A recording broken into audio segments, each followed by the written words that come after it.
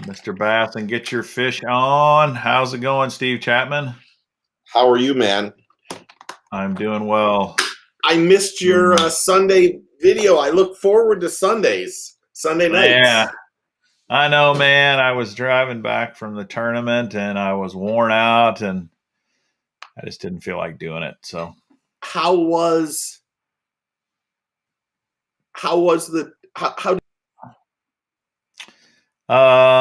well, I here's the thing about tournament fishing I've learned. If you catch fish during a tournament, you should not be upset. Because I have had those times where, man, you just get skunked. And so I'm fortunate that I caught my limit and I even was able to call a fish. And so it was not a disaster by any means. But I will definitely kind of recap the tournament, and because I know some of the guys want to know. Yeah. And talk about that because it's a pretty special place. And yeah, we got all the regulars in the house. So what made it special? Was it because it was a kayak fishing tournament? What? There's my nephew, Callan. Oh, cool. What up, Callan? That kid can fish. Cool. Awesome. Well, it's the Mississippi River up in Lacrosse, Wisconsin. And in that area, there are 3 pools. Basically, what the entire Mississippi River is kind of divided up into these pools from north to south. And in the Lacrosse area, there's 3 pools. The Lacrosse town proper is in pool 8. Then there's a pool north of that, kind of the Onalaska is the name of the town, I believe, north of that. And then south is pool 9. And so during the tournaments, and you'll see if you watch any of the pro tournaments, they fish in the same areas, pool 7, 8, and 9. So for whatever reason, that's the most popular pools. And they almost always launch out of pool 8.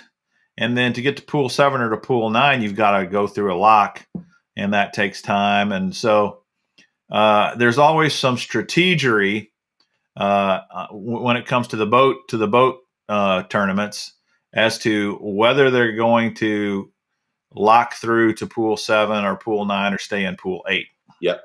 Now, the beauty of a kayak tournament is you can basically go anywhere you want. All you got to do is take your boat out, load it up, and you can drive down to any ramp in pool 9. Oh. So the way kayak tournaments work is any public boat ramp in the legal waters you can launch in.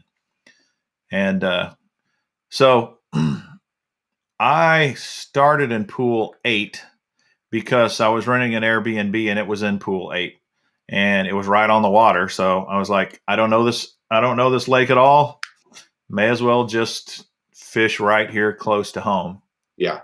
And it's not very deep. At least, I mean, there are parts that are deep, but there's tons of shallow, marshy water. There's all these sloughs and backwater creeks, and it kind of reminds me of Florida, to tell you the truth. Well, how deep is deep? Tons of grass, and yeah. There's lots of spots where it's a foot deep. Oh, yeah, that's my kind of fishing. Yeah, and then it gets there's a lot of areas that are deeper than that, but many times my paddle could easily touch the bottom. Speaking of paddles, I lost my paddle on the lake. Did you really? Yeah, I don't know what happened to it. I just look up and the thing's gone. Don't they float? Well, I don't know if this one floats or not. It disappeared on me. So you were up the creek without a paddle. Yeah, well, fortunately, my kayak has a trolling motor on it. Oh, okay. But you need a paddle, man. I mean, you just do. There's just so many times. So I had to go buy a paddle. How much was a paddle? Well, a super cheap crappy paddle you can get for about $50. Okay. Did you buy a super cheap crappy No, paddle? no, No, no. you went. What? How much was the one you bought? It was about 100. Oh, okay, that isn't that bad then, really. The one that I lost was 300. So I had a deal with boat boards years ago, so I have a like $3,500 Boat board? paddleboard Wow. in the garage. Wow. But when they sent everything, they sent me like the life vest. That's not a real life vest, but then they sent me like a Oh yeah, yeah. $400 or $500 paddle too. That's carbon Kevlar that weighs like 4 ounces, Oh and my goodness. it was ridiculous. It's ridiculous. My wife needed this Yeah. paddleboard, and it's been used once by her. Yeah. Yeah. Yeah, fishing with Gramps, I lost the Bending Branches Pro Angler paddle. Yeah. Painful. Painful. So, You know, and I don't know where I lost it. If I've dropped the paddle before accidentally, and you can recover it quickly if you see it. yeah. I never even saw it come Yeah. off. So Once it gets on that water, probably if it's glassy, it probably just blends completely in. yeah, yeah. And you're not standing above the water like when we go flat stand, Right. where you Right. can look down. You're eye level. Yeah, pretty much. Yeah. Yeah. So how was practice? Were you catching fish during practice? Well, uh, kind of. And here's why I say kind of. On Lacrosse, there are guys that they'll say, I caught 100 fish today, and I didn't have any days like that. My best day was maybe 12, 13 fish. And the first day, I just started, fishing, looking for water, looking for fish, just throwing search baits mostly. And I've done a lot of research on the type of baits and lures that work up there. The swim jig is really popular. The chatterbait's popular. Any kind of moving baits, topwater baits. And so I started with the swim jig and the chatterbait, and I didn't get many bites, and I was surprised by that. No, the shad were everywhere. The shad were just busting like crazy everywhere you looked. I mean, there were coves and pockets I'd go back in, and it looked like it was raining. There was just so much shad activity. And of course, when there's that much shad activity, sometimes it's hard to get the bass interested in biting. That may have been part of the problem, but one of the issues, one of the reasons I can't use that as an excuse is that there were other guys who caught plenty of fish in the same environment. So, booster, it is a good idea to secure your paddle with a cord. I don't do that normally, and I paid the price for it. Mm-hmm. And I don't do it because it's just to tether crap. It just drives me crazy having to deal and fight with the tethers. Same with my rods and stuff. I don't tether my rods. That's stupid. I mean, I'll openly admit it. Now, what I do use, I have some of the rod holders though that you can drop them in the rod holder, and then it has like a little cover. You twist the cover, and it basically locks your rod in place so that if you dumped over, it's not going to come out. Yeah. Knock on wood, I've only dumped my boat one time in all the years that I've kayak fished. So I'm not super careless, but I mean, there are times when it's going to happen, and you just got to kind of roll the dice there. So did I catch fish? The first day, I noticed these shad were busting everywhere, and I threw the swim jig around them a lot, and I couldn't get bit. So what I did next was I took an underspin with a little swim bait and tried to throw that in the schools of shad. Now, if you're not familiar with, there may be some guys on here who aren't familiar with shad, and I know there was a time when I didn't know what it was about. But basically, if you go into the water, you'll see that them kind of popping everywhere. They're skittering and popping and hopping everywhere. If it's just a very normal pattern of them doing that, what that tells you is that there's no fish after them. When a fish comes up after them, they go crazy. They start hopping and flying everywhere. And a lot of times you'll even see the fish kind of surface, as they're attacking the bait. So until you see that going on, throwing your lure in a bunch of shad doesn't, you can do it if you want, but it's probably not going to catch you many fish. Mm-hmm. And trying to chase those schools around when a fish is busting on it is really kind of foolish. I mean, it's a cat and mouse game that you really should not bank on in a tournament. But that was about the only way I could get a bite. I would watch, and when I saw some fish activity on the shad, I would throw my lure in there and I would get bit. As soon as it would calm down, you wouldn't get any bites, and so that swim bait was working, but there was a couple things it was not doing for me. It wasn't catching me a ton of fish, and it wasn't catching me big fish. The limit size is 12 inches there, so. And in kayak fishing, the kind of creme de la creme that you're shooting for is a 20-inch fish. If you could get 5 20-inch fish, that's 100 inches, you are going to win. 85 inches, I think, is what won this tournament. It was just one day? Yeah, just a one-day deal. How many practice days did you have before? 3. 3? Mm-hmm. So you're out there for 4 days. I mean, did you feel like you learned something in the process of fishing the tournament? And how many people were in it? 91. Oh, wow. That's a big tournament. 91, and I came in 53rd place. So you're middle of the road. That's not that bad. It's not terrible in that I've never really fished the water before. I had to figure it out on my own without any help from anybody. And I did find fish, and I did catch fish. I just didn't find the big fish. That was my problem. Yeah. But I had a really good time. The water is amazing. That fishery is just incredible. It's so diverse and so different than anything else I've ever fished. It was a blast. And I did try a new bait up there, for me anyway, that I was going to show you guys. That I know some of you guys have fished this before, but I'd never fished it before. And it caught me my biggest fish on the tournament. Mr. Bass, chasing bass is frustrating when they bust and laugh at you after you move. That's for sure. No doubt. Okay, so check this out. Gary Yamamoto, the Cowboy. How many of you guys have fished with the Cowboy?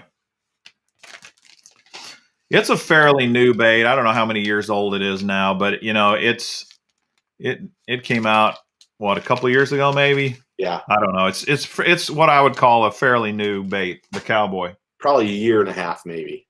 Okay, now the Cowboy. This is the Cowboy. This is what the Cowboy looks like. This part of the body right here is the same as the flapping hog, but what's different is they've got these massive crawdad pincher-like things, and you tear them apart like this, and this thing is massive in the water.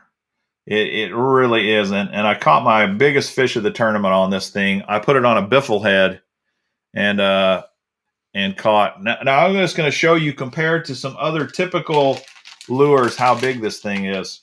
All right, this is a rage craw. Everybody knows what a rage craw is. They've been around forever. And a rage craw is a relatively large crawdad in the fishing world. Look how it compares to the Cowboy. Yeah. The Cowboy is a lot bigger. Let me show you next to a chigger craw. Chigger craw is also a very well-known crawdad bait. They have 2 sizes, the 3-inch and the 4-inch. I'll show you the 4-inch, the big boy, compared to the Cowboy. That's what she said. Check that out. Oh yeah. The Cowboy is still enormous, and I don't know of many crawdad style lures that have this big of appendages. I mean, it's huge. Yeah. So pretty cool bait. I was really happy with it on a biffle head, and I'm gonna fish with this a lot more. I really liked it a lot. Yeah, the tail's got great action. Everything moves. That's the key Yeah. to it. Yeah, it doesn't, it's typical Yamamoto stuff. It tears up pretty quick. It doesn't last long, but anyway, it was a very Yeah, still good. well, I was happy that I caught my limit and didn't get skunked. Didn't. What I wish I had done is fished. Let me tell you my strategy. What I ended up doing. So first day I fished pool 8. Second day, I thought I need to explore more of pool 8 because I did. In a kayak you can't cover a ton of water anyway. So the second day I fished in pool 8, and after the second day I said to myself, "Man, I wonder if 7 or 9 is any better because pool 8 has been brutal to me." So that night, I spent a ton of time on the internet, and it looked like there was a lot of people were saying pool 8's good, but 7 and 9 are definitely better. So I started poking around in investigating pool 9, and I said to myself, I'm going to go to pool 9. Several people had told me that sand drops were what you wanted to fish. And I don't know what a sand drop is. Now, I know what a sandy area is near drop offs, right? I mean, that's basically what they're talking about. But I'm not, we don't have sand drops where I live, So in my mind, I'm thinking, okay, well, a sand drop's just got to be sandy spots, big open sandy patches that are near drop offs where there's elevation changes. So I go out to pool 9 with my kayak and I say to myself, I'm going to look for sand drops in pool 9. And if I really start getting bit, then I'll go fish the tournament here. So there's only one problem with trying to locate sand drops on a waterway. You need electronics. Yeah. You need electronics. Now, Jacob, you have Jacob's phone number. Yeah, I need to call Jacob. Jacob, hook me up, buddy. Well, I've got a fish finder, and it worked fine the first 2 days. I get on the water, push off the dock, turn my fish finder on, nothing happens. I'm like, what? You got to be kidding me. What's going on here? It's everybody else's fault, too. Yeah, exactly. I knew I charged the battery. I intentionally charged the battery that night, so I knew it wasn't that. I tried everything I could to get that thing going. I go back to the ramp, and sure enough, my fuse is not blown; it's cracked.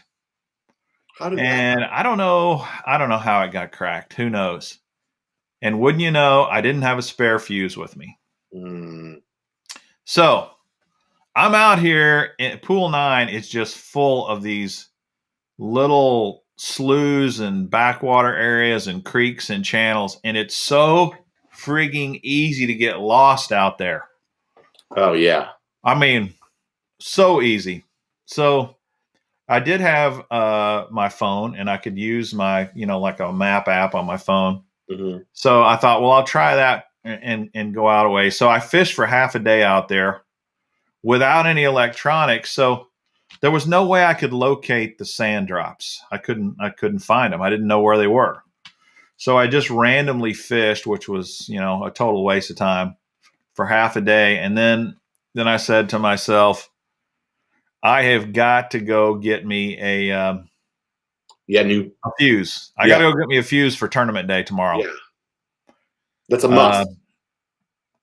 Mr. Bass, I just purchased 200 amp hour lithiums, $338 each. Dude, that is a deal. I've got 100 amp hour lithium for my trolling motor.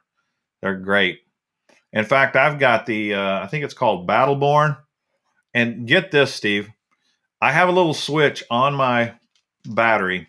I flip that switch on, and my phone will connect to the battery, and it will tell me on my phone how well charged my battery is. That's awesome. Yeah, that's fantastic. I have an optional sponsorship, so I don't worry about batteries. Oh man, that's a great deal. Um, so anyway, I loaded up the kayak, went and got my fuse, got all that fixed, got everything working, and then I was out of practice time. So I said to myself, okay, I could go on tournament day. I could go down to pool 9 and try to find sand drops, not really even know what I'm looking for, or I can spend my tournament fishing pool 8 where I at least caught fish. Mm-hmm. And I said, I'm just about positive this is not going to help me win, but at least I won't fall on my face. At least I'll get a limit. The odds are I'll get a limit, and who knows? I could get lucky. I could land some big fish. You never know. Yeah. So that's what I did. I played it safe. I stayed in pool 8. I did catch fish. In fact, I had my first 3 fish within 30 minutes. So Oh, nice. that was pretty good. I thought, oh man, I'm doing good. I'm doing good. I've already got over half my limit, and it's only 30 minutes in. So that was good. So you'll continue to do more of them? Oh yeah, I'm definitely going to do more of those. It was really, really fun. And that was really my first one. All my other tournaments have always been in boats, mostly as co-anglers. I mean, I have done some club tournaments and stuff as myself out of my boat. But I like having control of the water. I like going and finding my own fish. And I like the one thing I like about kayak tournaments that I really don't like about boat tournaments is I hate takeoff in the morning. Oh gosh, yeah. With all the crowds and trying to and the parking nightmares and trying to get all your tackle to the right boat, and there's just tons of headaches. The only thing I really dread about tournament fishing in boats is from the time you wake up in the morning till the time you're actually in the boat ready to launch. All that stuff is just chaos. It's sheer chaos. The beauty of a kayak tournament, you just go to any ramp and put yourself in. It's great. You use an app to check in as soon as you get on the water. You check in and say, I'm here. And you're good to go, man. There's no chaos. There's no turmoil. It's great. Did you film? Did you put the GoPro on or whatever and film the whole day? I didn't film the whole day, but I did film all of my fish catches. Oh, that's cool. Yeah. Do you have to do it that way, or is there? Because I guess you have some sort of token that you got to put in each picture or something.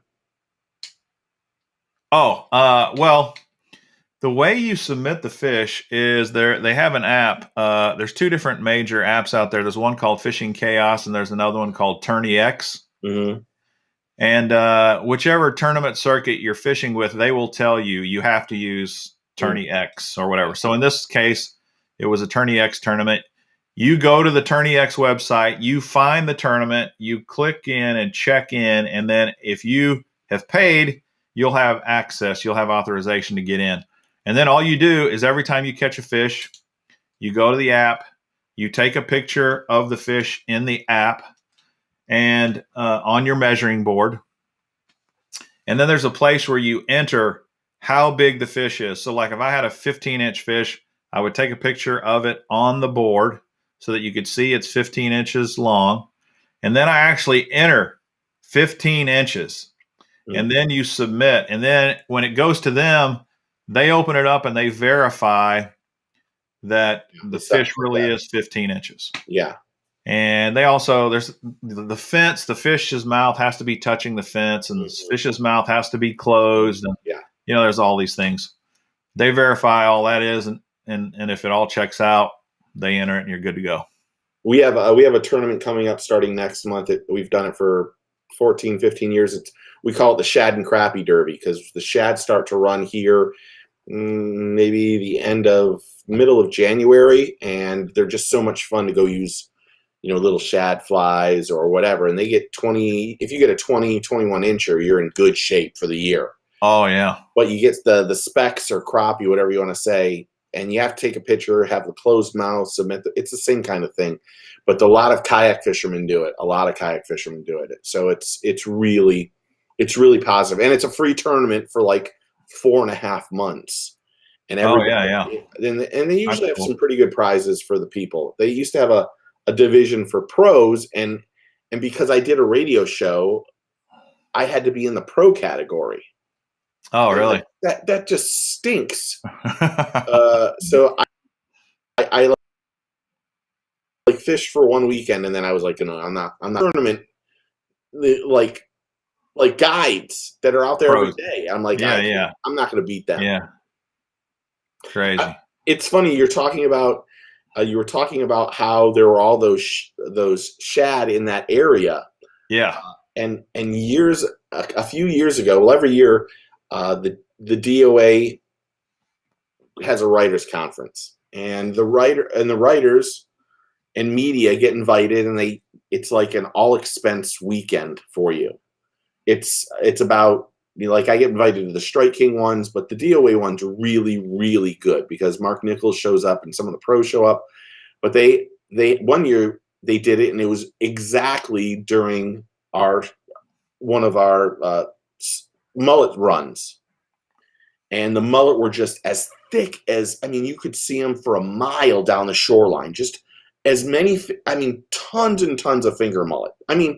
Probably millions, if not billions, of them were just on the edges. So in this writers conference, they have a day that it's a tournament day, and I'm like, I'm not really into the tournament, but Mark is like, you got to go do it, and everyone has to use DOA lures. So they have piles of them for everyone to just go, okay, I want 50 of these, I want 10 of these. So I'm watching all of it, and I'm like, okay, I just want. Everyone's taking, like, because they know it's the mullet run, they're like taking all of the mullet, anything that's a swim bait, and then there's. I can't even tell you how many people are not grabbing the shrimp, and I'm like, what? There's like 40 of us. I'm like, I can tell you right now, I am only throwing a shrimp. So I get on this boat with this guy and another writer, and I proceed to, and I'm not joking, put on a physical clinic on how to cast, how to catch fish, and guy, it was unbelievable. The guy. I get on the boat, and the guy's like, what are you going to throw on? I'm like, I'm going to throw a shrimp. He's like, it's the mullet run. I'm like, look, all I'm going to try to do, and this is what I was going to tell you, was try to be something different than what all these fish are seeing. Yeah. They're seeing a ton of mullet go by. Maybe what they're going to pick up on is that everyone always says match the hatch, but occasionally you need to do something a lot different. Yes. So I think when we came back in, I think, and I could be wrong, and I'm trying not to over-exaggerate, I think I beat second by 57 fish. And I came in, you just like, crushed them on the shrimp. I caught tarpon, I caught snook, I caught jacks, trout, redfish. It was just like the super day. And to make matters worse, the guy that was with me in the boat, I won't mention his name because I know he watches, and I know he's watching right now. He caught like 3 fish all day, and I was like, I'm going to just say his name, Ron, just use one of my shrimp. And he's like, no, it isn't going to work. And then after I had caught so many, he was like, how many did you have? I'm like, I only took 3 with me for the whole day. And he's like, just give me one. And he only caught 3 fish for the whole day. It was like something magical happened. But and of course I was going against all these guys that were pros and Blair Wiggins and all these Shimano people. And it was just like, it was wonderful. But then I came in, and I'm like, I felt bad for like destroying everybody. Everyone kept coming over to me. What did you do wrong? Like, I used a shrimp really slow. And, I don't even remember what I won. I imagine it was some sunglasses and hats and shirts and rods and reels and stuff like that. But it was the second. I've only been in 3 tournaments in my 3 like that. I did one with the FOA, the Florida Outdoor Writers. I came in first in that one for most. Same thing that you did. Most inches of bass. Yeah. We went 4 hours. I had 226 inches of bass in 4 hours. Holy cow. So I won first place on that, and then I came in second place in like a paying tournament on Lake Toho. And I said to the guy that I went with, I said, "Look, we need to go right here." And he's like, "Why?" And I'm like, "I fished here with Scott Martin. There's two giant trees. If I can get my like perpendicular, I can find these trees because we didn't have electronics. I know where we should be." And we just sat on the trees and just yanked them out. We came in second place and we won like $1,500. Dude, maybe you should start tournament fishing. And it was awesome. So let's see. Let's answer some of the comments here. Alex, I was fishing Mississippi River up in Lacrosse. George, I carry spare fuses with me all the time. It was one of those deals where just total brain fart. I couldn't believe I didn't have any with me. Some pros bring backup trolling motors in their boats. I know it. It's crazy. And one thing I really need to start doing is bringing a spare prop blade. I'm not going to. Obviously, you can't bring a spare, but it's inevitable at some point you're going to get your line wrapped around your trolling motor, and that happened to me this time.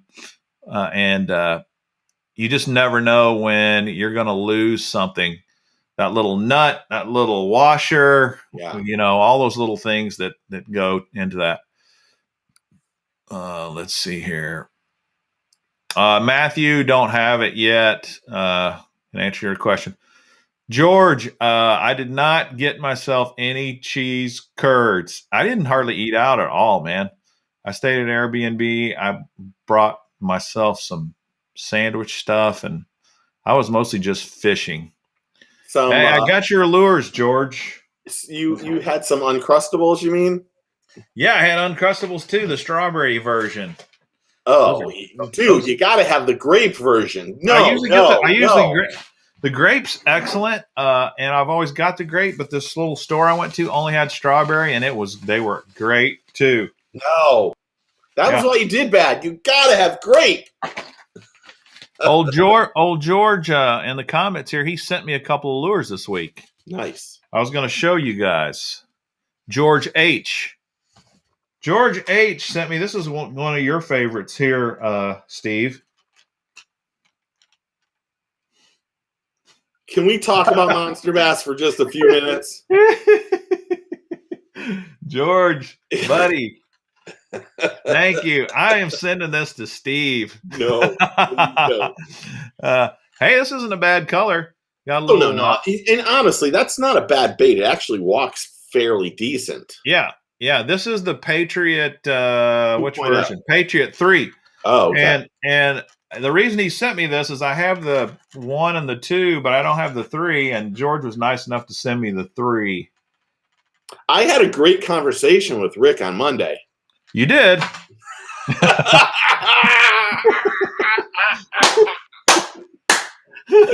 Oh, I wish I could say the thing that I was told.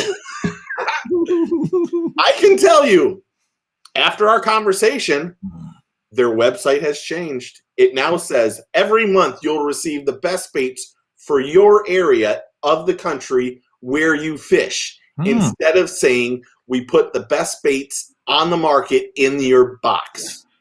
Awesome. So he obviously listened to me. Hats off to Rick. Good. But that was one of my many few things. And to say, I appreciate everyone. I just need to make this very clear. I appreciate everyone watching the videos and just getting an honest opinion of what my thoughts are. There's a little people. I've had only one person, B Nuts or whatever his name is, Lame Nuts or whatever his name is, question where I am in the grand scheme of the industry. And really what it comes down to is that I've been in this industry for 26 years. I used to do a bunch of stuff for other marketing people, for companies, all these people. And I did that video, and I had 5 companies reach out to me and a ton of pro staff from Monster Bass.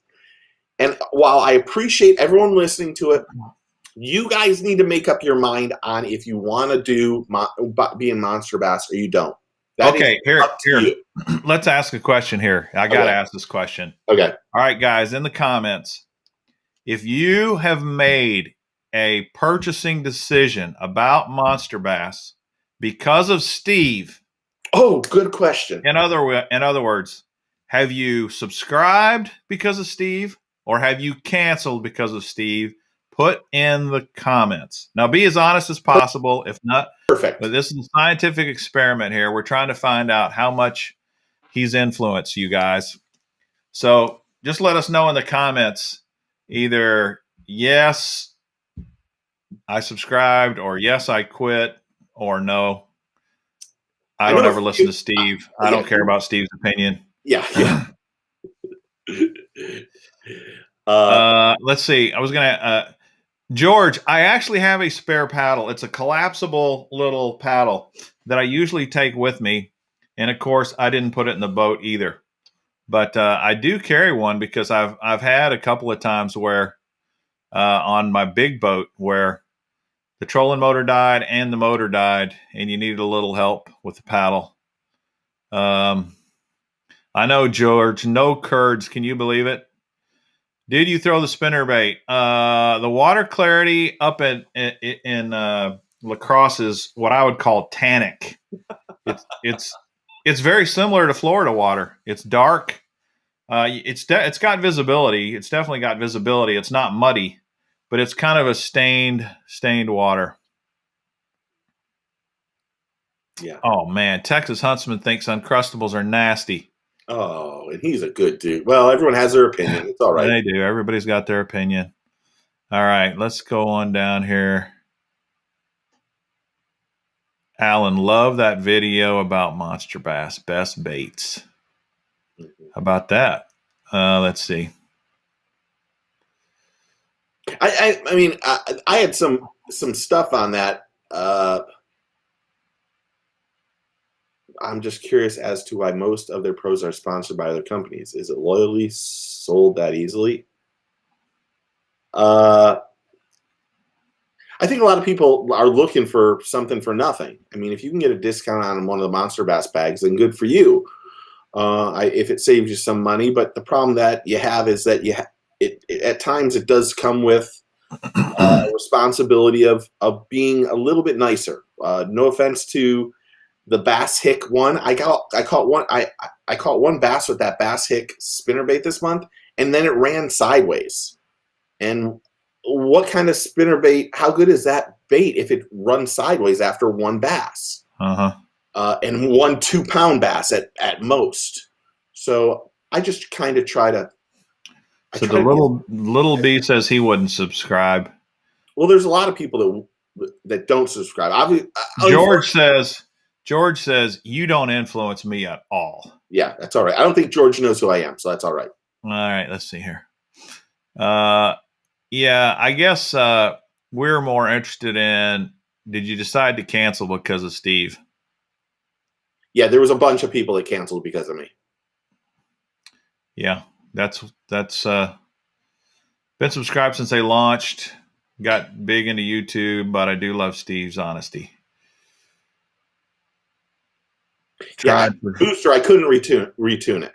It bent the blade, not the blade, the main whatever thing it is there. And after that happened, it just was. If I'm going to tune it that much, there's a lot of better ones out there that I can.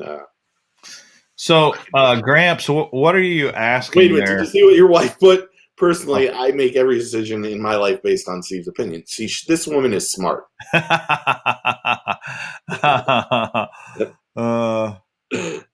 Hey, Fisherman 83, good to see you. And his loyalty sold that easily? Yeah. You don't Gramps, unfortunately, in this industry, there's way too many people that will say whatever they want to get something for nothing. I mean, in my opinion, most pro anglers, their handshake is this. This is their handshake. Right. What are you giving me?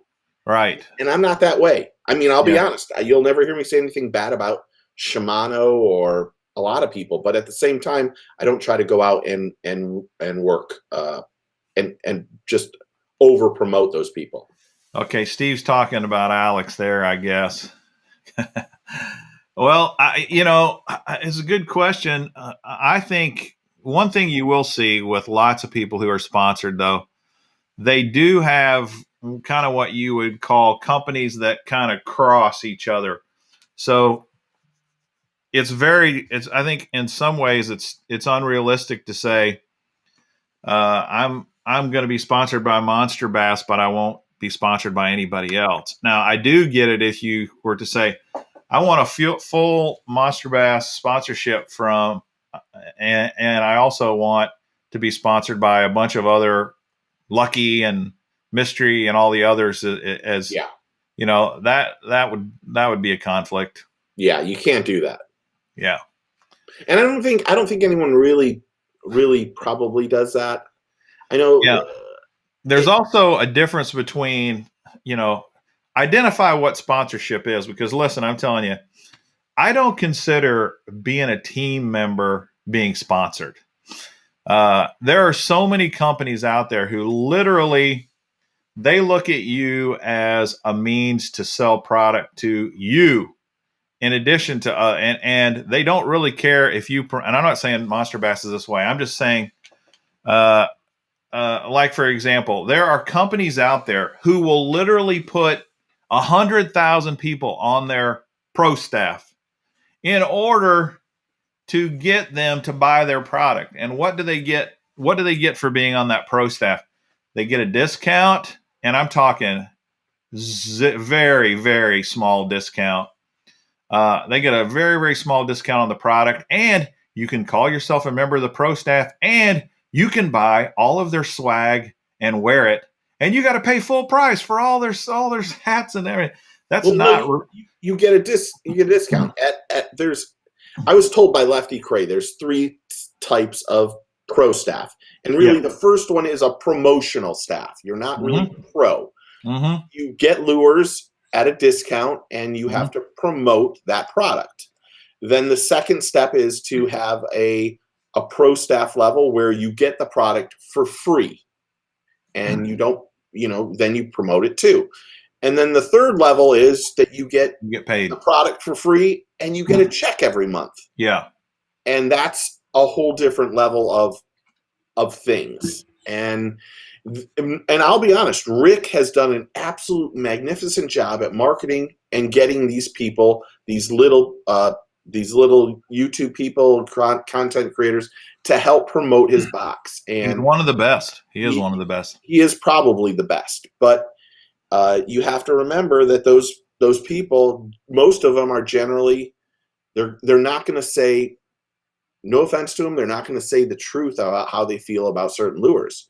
They're given a lure, like, no offense to the Mad Max, to even contemplate that Rick will say, we don't have a lure manufacturer. We went someplace and said, we want this lure to look like this. And that's it. And then we added our own color. Yeah. The Mad Max is almost an identical clone to the Dual Realis. To be honest, hold on. Because I'm almost finished with the popper video. And I will say, the Mad Max, unbelievable with accuracy for casting. The best one so far.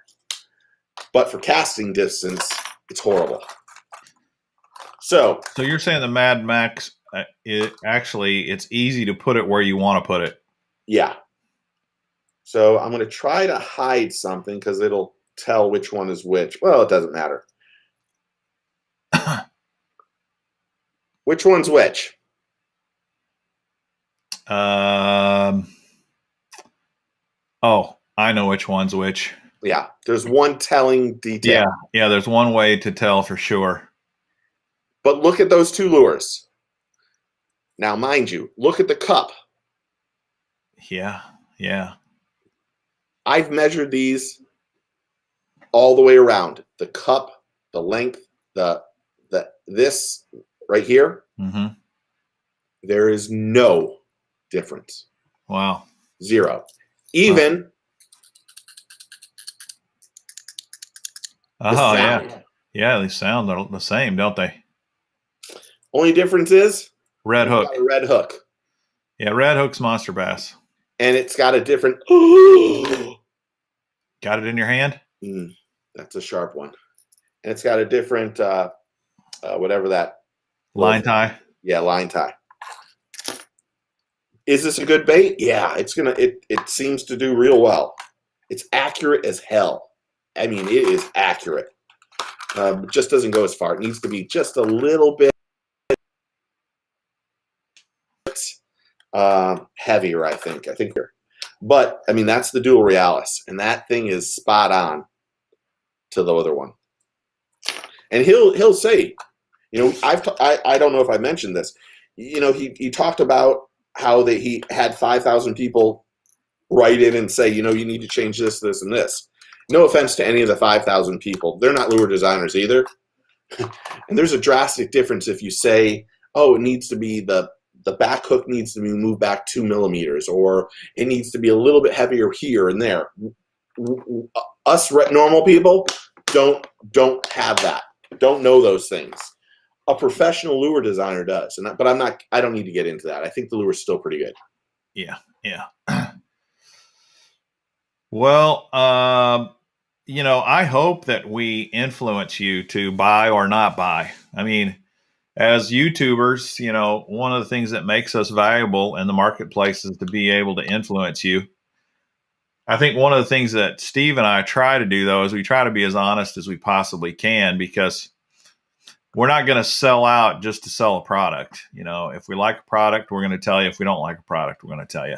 And I've been asked to be on a lot of people's pros. A lot. But yeah. I feel like if I do that, then I have to be a little bit more kind.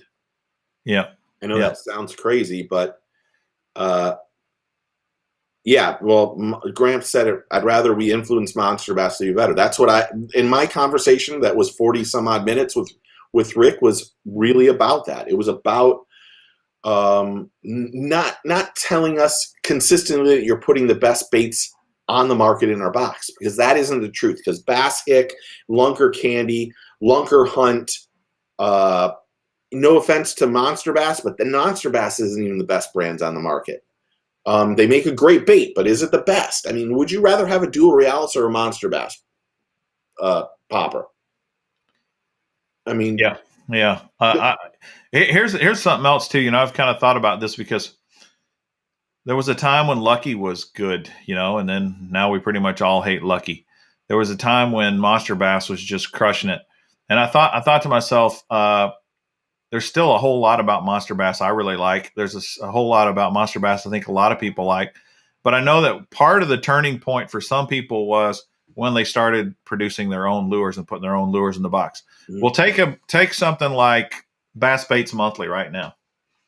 Well, those of us who subscribe to Bass Baits Monthly and really like Bass Baits Monthly, how would our opinion change if next month we open up the Bass Baits Monthly box and 3 of the lures in that box were new lures made by Bass Baits Monthly?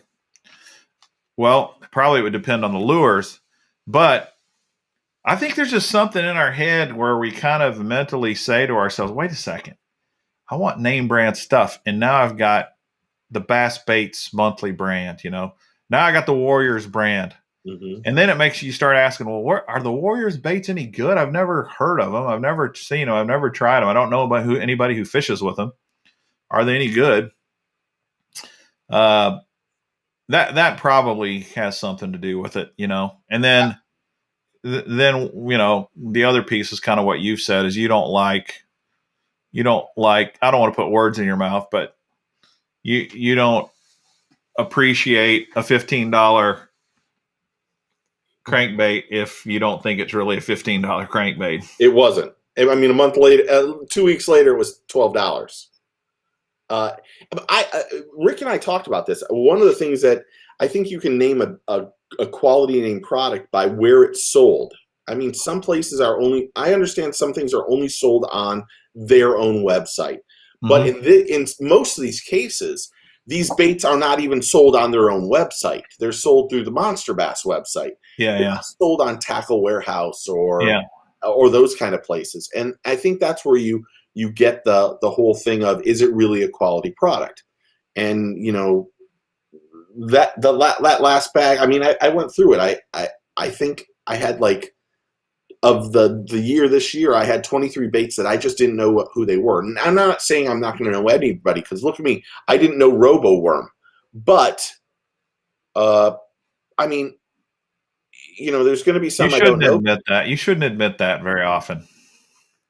But we're consistently getting the and the other one. So I have 1 month left of Monster Bass left. I'm hoping that as he keeps telling me, next year is going to be a whole different year for them. They've got great ideas and a whole bunch of stuff that they have coming out. And if I have to resubscribe, I'll resubscribe. But at this point in time, it's just not for me. Well, the other thing too is even the good stuff I kind of get tired of. Like, for example, I got my Super 6 sack this month. And to tell you the truth, when I opened it up, I did a video. I haven't even published a video yet because I've got problems with my camera. I've recorded my entire video, and then my SD card won't download. But I'm going through the Super 6 sack, which every lure in it is fantastic. There's nothing wrong with the lure. Here's what's wrong with it, though. I've already got 10 of every single lure in this bag. That's why I don't subscribe to 6 Sense. They've got more variety, and for some reason they're not putting enough variety in the sacks. And that's probably a financial decision, to be my guess. But I don't need any more Crush 25s or Crush Mini 25Xs. They've given me 100 of those things this year. And I'm just almost to the point where 6 Sense is kind of boring to open. Now, when they went through and they were giving out Axis 2.0s and stuff, I was happy about that because that was new. But I don't know. It's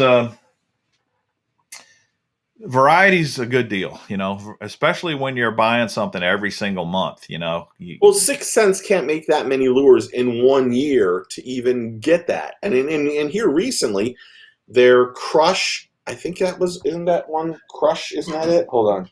Dude, go to their website. Go to their website, though, and go to the website. And at the top, they have this banner that says hard bait, soft plastics, Vega Frog. Just scroll over hard baits. There's 50 lures there at least.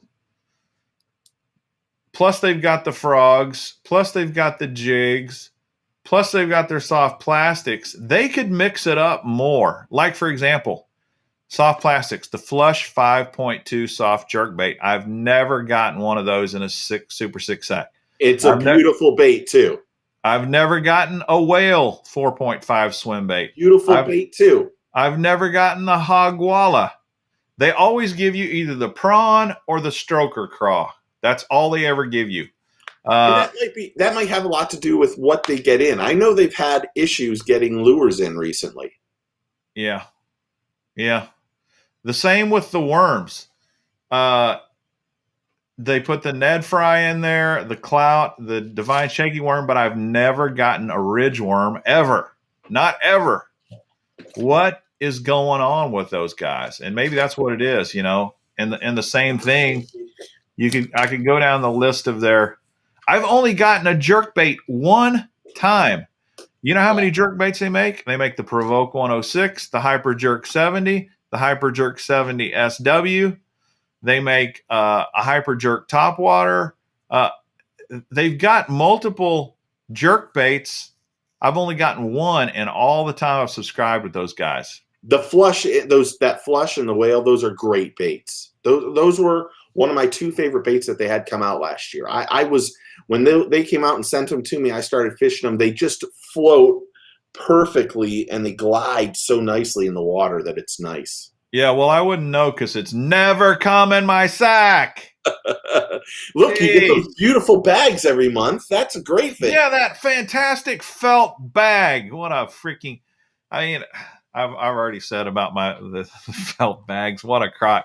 I mean, maybe the felt bag could be used for something. If you got a good suggestion for the felt bag, put it in the comments because I got 300 of them. I got to figure out what to do with those things. And you're the king of subscription boxes. I know. I'm about to change all that. It's hard to do. Louise. Put your Crown Royal in it. Yeah. Yeah, but anyway, Rick and I had a great conversation. Well, it's like a Crown Royal bag. It does look like a Make Crown a quilt. Make a quilt. You're right. Lear Home Inspection Services. I could make a 6-cent quilt. I'm in quilt country, man. The biggest quilt company in the world is in my part of the town. It's called Missouri Star Quilt Company. I ought to take them in there and say, hey, could you guys make me a quilt? A 6-cent Super 6 sack quilt. And make it in the shape of a big 6. Yeah. Yeah. Yeah, funny. Condo, Steve. Yeah. Well, it was fun. We were going to talk about fall transition of baits. I mean, I don't know. Just out of curiosity, how much more time do you have till it gets so cold that you can't fish up there? Oh, it varies, but it'll be probably December. Oh, okay. Yeah. End of December. In fact, last year I fished all the way to the end of the year, and I even had some days in January I could fish. Oh, nice. Yeah. We haven't seen the fall weather yet down here. It's gotten a little bit cooler, but a little bit cooler means it's only 92 in the afternoon at swimming. So I don't know if that's that much cooler, but I know this time of year is when the fishing for me, as crazy as this might sound, actually gets a little bit tougher. Honeybee's got a good idea too, man. Where's Honeybee? I didn't see that one. I just put it on the screen. Yeah. Get a tailored suit or maybe some tailored pants. Make something for the wifey that's a little skimpily outdone and 6 cents all over. Hey now. Oh man, yeah. Oh man, you don't understand my sewing skills apparently. I'd have to have her make it for me. Yeah. I didn't see it now. Like sixth wouldn't be it'd be upside down 6 and a T backwards or H backwards or something. T backwards, the same thing. Yeah. Well, Gregory, where are you fishing your tournament at? Oh, so let me tell you what won the tournament. Because at Lacrosse, everybody's throwing swim jigs, everybody's throwing chatterbaits, and the guy that won it was throwing a chartreuse spinnerbait, I believe is what he said, and a weightless Cinco. I thought, man, Steve Chapman. I mean, you could have won that. You could have won that tournament. It was won on a Cinco.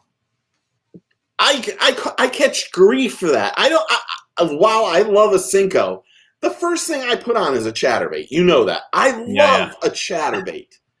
Yeah. I think it's Knox that's in here. I'm not sure. I thought I saw maybe but yeah, I think I think when fishing gets tough that you got to put on a Cinco or like I weight my Cincos and because I want the weight to sink a little bit fast. I want it to sink faster instead of hover down.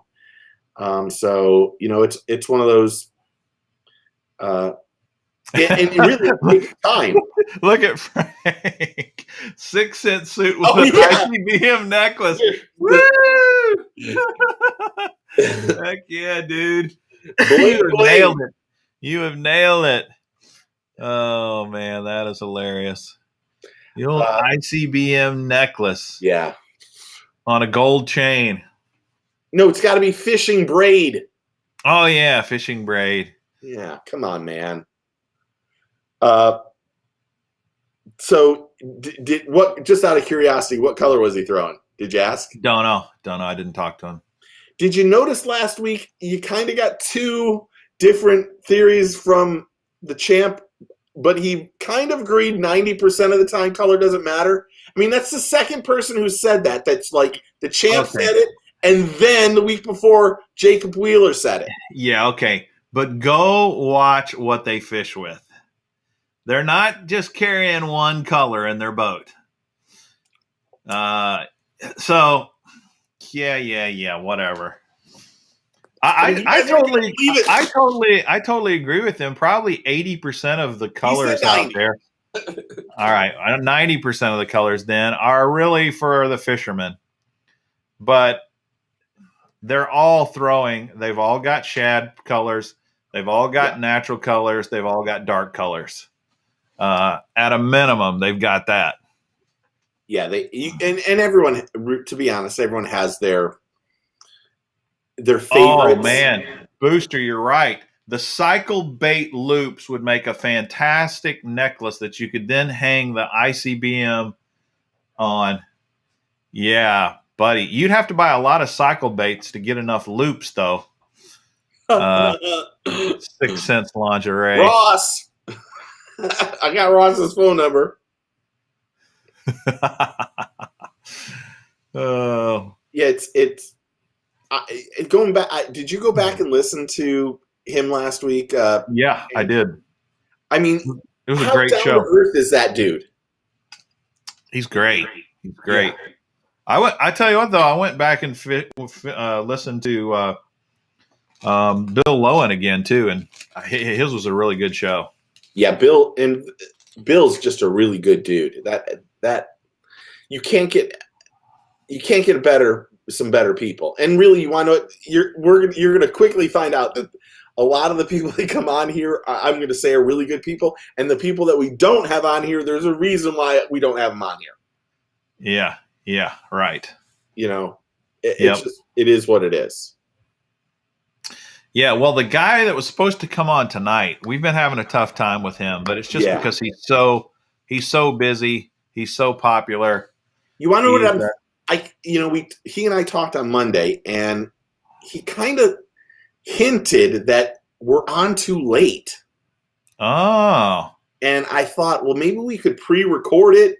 Yeah, maybe we should do that with him. You know, like maybe we should do like 10 a.m. Yeah, he didn't come out and say it, but he did say it, and it didn't really register till I started thinking about it this morning, and 6 cents long. I was like, oh, maybe that's what he wants. That in all honesty, that happens with KVD too. He doesn't like to do things in the evening, so every time I've ever had him on, it was always in the middle of the day. I can get Edwin on at any time, Jim. Edwin's one of the best. Matthew, yes, I am. I was going to do it a couple days ago, and my camera shot craps on me. So anyway, the problem with doing a video where you're showing lures up close is you really need a good camera. Yes, you do. What kind of camera do you use, just out of curiosity?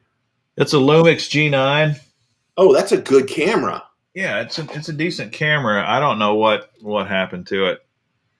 So hopefully it's an easy fix. But this is a great camera. It focuses up close really well. That's what you need.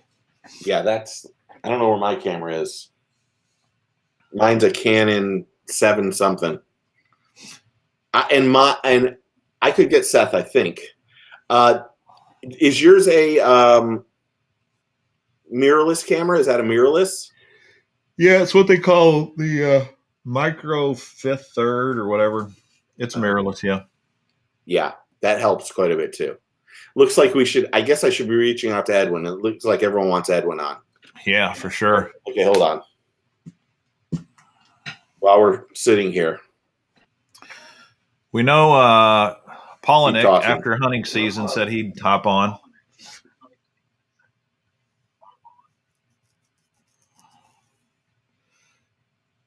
6-cent suit, Power Pro braid necklace, ICBM charm with cycled bait earrings. Can't get more fancy than that. That's true, Frank. That is a great point. Oh, Matt Robertson, we could get him. Matt's a great dude. Matt's got like unbelievable energy. That's like Kyle Welcher. Honestly, Kyle Welcher is another dude that just is really great. Matt and Kyle, I have both those guys on. Seth, I don't know if I have Seth's phone number. Now you're making me look it up, Seth. No, I don't have Seth's phone number, so I would have to reach out to him. But I did just email Edwin for us, or text Perfect. Edwin. Great. And he's one of the nicest guys. Actually, if we have him on, we should ask Duke to come on, cousin Ken to come on too, because those two, like, they butt heads. Oh my God, it's great to listen to. Over what? Oh no, they're so close and so good, such good friends that they always busting each other's chops. Gotcha. Cool. Well, I don't want to tell that story. I've been on the bad end of the two of them beating me up at a Bassmaster Classic one day. Wow. So it was crazy. I don't know Pam, but we could look her up for sure. It'd be nice to have a woman on here. It's nice to see some of these women. There's been a couple of women on the chat today. I'd like to see that, other than your wife. Here's another wife on there too. Here's another cool bait George sent me. Have you ever tried this? The Chase Baits prop? Yeah. Prop. Yeah. That's a beast bait. It is a beast, man. Look at that thing. This is a bluegill color. Red ear is called as a color. That the guys at Chase Baits live right down not too far from me. And when I had the radio show on, they used to come on about once a year. So usually when they have new stuff come out, they're really good about sending it to me. They have a group that works overseas, and then they have a USA group, and they're really, really good people. Really, really good people. All the Chase Bait stuff I've fished with has been great too. I've never had any issues with their stuff, but I've never fished this one. Yeah, it's a big one, man. It's got this little propeller in there. Yeah. Like a buzzbait jointed plastic. It's fairly noisy too. Yeah, Chase Baits makes some of the new stuff from Chase Baits that came out this year, the paddle tail and a couple of the other ones, have been are really good baits. Really, really good baits. I've done a couple closer looks recently, and I thought I had some other stuff from them, but I don't even know what I have, to be honest. Some of this stuff there's so much of it, man. There's so much of the crap over here. But Chase Baits, they're good people, good guys. Cool. Can't throw that on your spinning rod. Yeah, that's true. Gregory, I have a Shimano DC Corrado, and I have the Shimano SLX DC. I throw those things all the time. Yeah, those are great great reels. I should mention recently, completely true story. So there's different groups of Thomas's, and maybe I mentioned this. There's different groups of kids that swim in Thomas's swim club. So there's Thomas's in a gold group, and then there's, when they do so well, they go into, when they get into 9th grade, they join the seniors group. And I found out that there was a group of 4 kids that are great swimmers and used to be with Thomas years ago, that started on Saturdays going fishing after swimming. And I said to one of them's name's Charlie, who I just think the world of, and his mom and dad are beautiful people. His dad's a firefighter, and they do all sorts. His mom's works for the school board, and she's a counselor. So I mean, they have a great family. I mean, great family. And I said to Charlie, I said, "What do you go fishing? Where do you fish?" And he goes, "Well, we go over here, but we don't do very well because, we got kind of crappy gear." And I'm like, "What? No, I cannot have this." So the next day, I called his mom and I said, "Is it all right if I give Charlie a rod and a reel. And she's like, are you joking me? I'm like, I would like to give him a good rod and reel so he can learn how to fish better. So I had just gotten some stuff in, and I brought up a brand new rod, really expensive rod, and I brought up a Shimano Stratic 2500 reel, brought him line and everything else. And when I got up, I brought 2 rods with me. And I was like, well, tell me which rod you think you'd like. One was like an 8-foot and the other one was like 7'6". And I told him, I said, look, if you're just starting off, maybe the 7'6" is going to be a little bit better for you, a little more control. It's got a little more backbone, blah, blah, blah. And he's like, okay, I'll take whatever you want, Mr. Steve. I'm like, you don't have to call me Mr. Steve. Gave him this. His buddy hops out and he's like, oh my God, his name, Danzel, who's like one of the best breaststrokers in the country. And he's like, I've been using an ugly stick. I'm like, not anymore. You just got this brand new. 2 kids hop out of the pool, and I had nothing for them. And I'm like, oh my gosh, I didn't know there were 4 of you fishing. So I'm like, and I brought a big bag of stuff, all sorts of stuff. So then the next day I brought, I said to one of the guys, I said, what do you want? What do you want? And he's like, oh, I really want to learn. Oh, first off, he goes, oh, I love your channel. So then I'm like, okay, just tell me what you want. You'll get whatever you want. So then he goes, I really want to learn how to throw a bait caster. So I'm like, oh, you want to know? I got an extra SLX. I'll give you a rod. Put it on a castaway rod, a heavier duty castaway Todd Faircloth rod. Gave him that. And then the other kid, he just needed a reel because his dad gave him a good rod. I gave him a Shimano Stratic reel too. All in a matter of like 3 days. Dang. Yeah, I say take a kid fishing. I'm putting the kids in fishing. Those kids scored. Yeah, it was really good.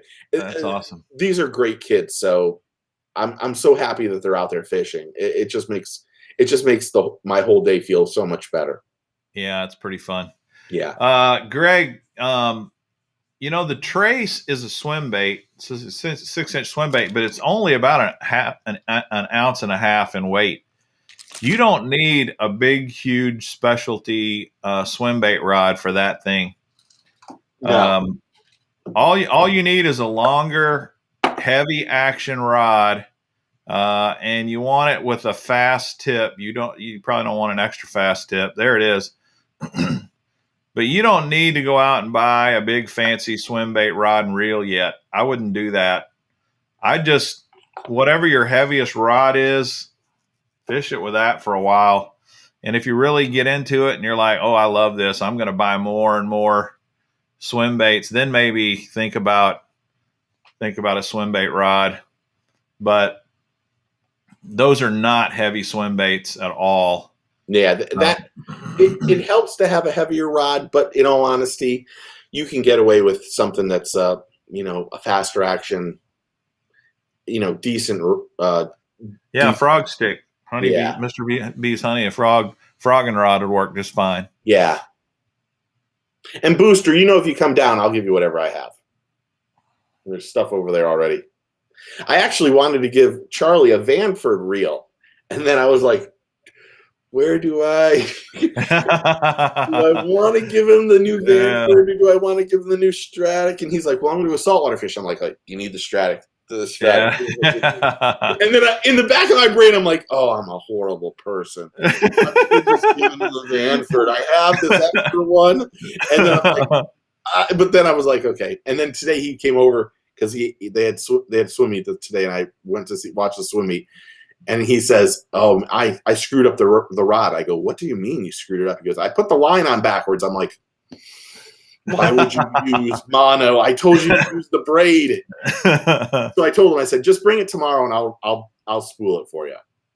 Cool. So can we briefly? Yeah. No, Gregory, if you have a rod that says 5/8, that's too light of a rod. Yeah. You do not want to throw an ounce and a half lure on a rod can only handle 5/8 of an ounce. Mm. That you're going to be breaking guides off, and you're not going to be happy. Yeah, you're not going to be happy. And I think really, if you have a bait that is that heavy, I don't think you get the right action in the bait because the rod doesn't have enough stiffness to make the bait work properly. Yeah, I think that's probably true too. But for the most part, it's all about how well it's going to cast that lure all Yeah. day, every day, over and over and over again. Like Matthew says, his 13 fishing black Omen 7.4 heavy rod would work good. Yeah, and it probably would. Yeah. But you can buy too heavy of a rod. Don't go out and buy a super mega heavy Yeah. swim bait rod that's made to throw a 10-ounce swim bait, because it's going to have no ability to really hurl a 1.5 ounce lure. You're just going to be frustrated with it. Did you see Yeah, Fishing the yeah. Southeast got a new Megabass rod and try it as he's sitting that Megabass makes a great everything Megabass is good. I wouldn't say anything negative about Megabass. Yeah, I mean, I agree. Matthew's got it, Greg, though. Get you a rod that, is good for about up to 2 ounces, and then you'd be fine. Yeah. Did you happen to see my video, The Turtle? No. So the other day I left, I don't even know what day it was. You told me about this, though. This was the craziest thing I've ever seen in my life. So I actually wasn't going, as crazy as it sounds, I wasn't going fishing. Fishing. I went to my frog pond to put the drone up and to get what the bait looked like in the water. It was a rat. It was a Kahara skirted rat, and it was, oh, it's right here. Here's what's left of it, because there's no hooks or nothing else left. Everything broke, including the rod, by the way, which sucked. But I was going to put the drone up, and then it started to get a little bit dark, and I thought I'll put my good camera in a spot on the tripod, and I'll just try to focus on an area and have the lure as close up as possible on my good camera, and just let it work. So I made one cast, and it was just a horrible cast, and I'm like, oh, this, obviously it isn't me, it's the bait. So I complained in my head about the bait because it wasn't in the in the camera view. So then the very next cast I cast, and it was perfect. It was right next to the clump of grass, and it was going to come right through here, and I had focused in right where I was. So I started chugging it, and I could see it just going like not really making big wide ones, but kind of going like this. Okay. And then out of nowhere, I could see this wake coming from behind the bait, like a wake of like 2, 3, 4 inches. Oh, so man. Instantly I slowed down. I'm like, oh, I got a giant coming. Oh, there is a giant bass coming for this thing. So I twitched it 1 or 2 times, then out of nowhere, you just hear the slurp. And as soon as it slurped, I just put the wood to this thing. I mean, and then I drag. If it wasn't, the video is only in 1 minute because I only did a short. I should have put the drag. Just started screaming. Really? Like, holy cow! So, of all things, I do one of these bits. Look to make sure the camera's in the right spot real fast. Yeah. And then lift my rod up and start turning the drag. It's on a spinning reel. It's on a Vanford 2500.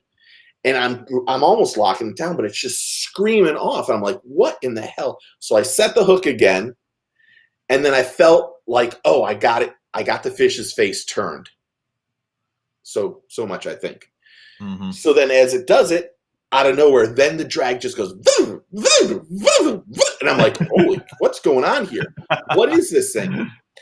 So then, it wasn't like a normal bass.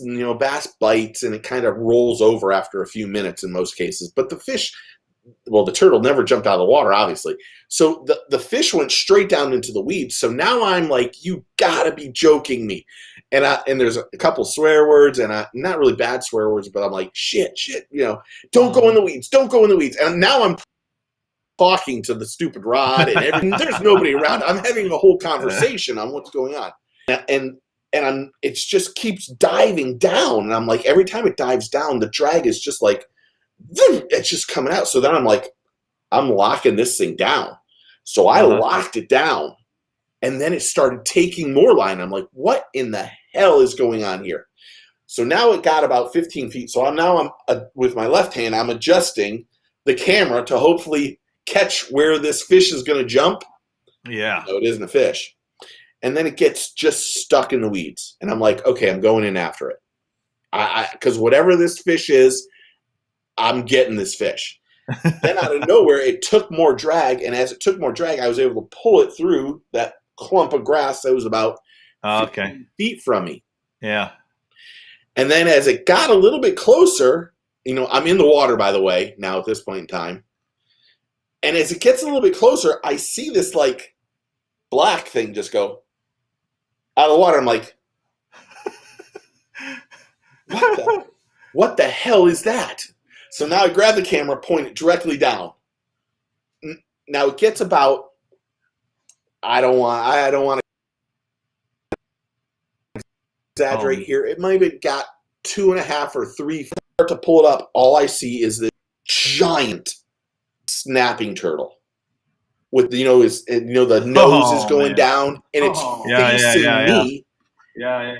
And it trying to like backpedal kind of sort of somewhat. And now a little came out of me because I got really scared. And I'm like, oh my gosh. Because I'm like, I've never heard of I mean, I know they bite, they go after baits, but I've never seen a turtle go after a topwater bait while it's moving that isn't even scenting. It isn't even scented. So I start to lift it up, and then out of nowhere, now I'm doing this, and I'm fighting. The rod snaps, goes whack, hits me like right here.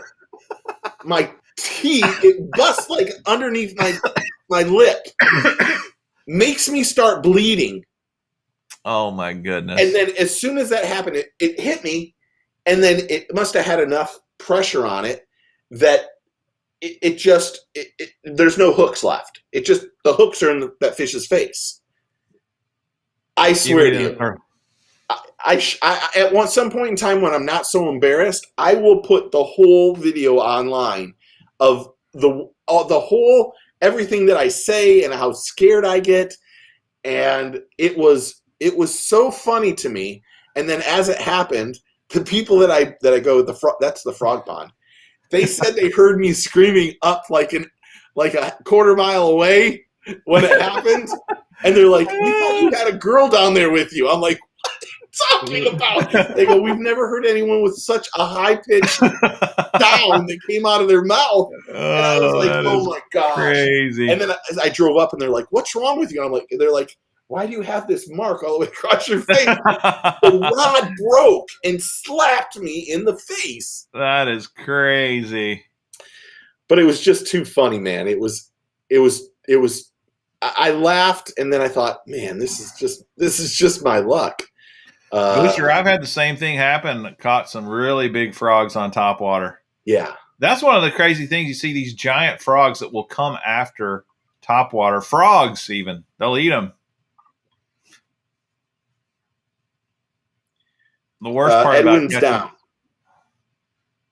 down is in can't do it, or no, he's down. He just said, "Tell me what Wednesday you want to do it." Oh, perfect. That's great. That is great.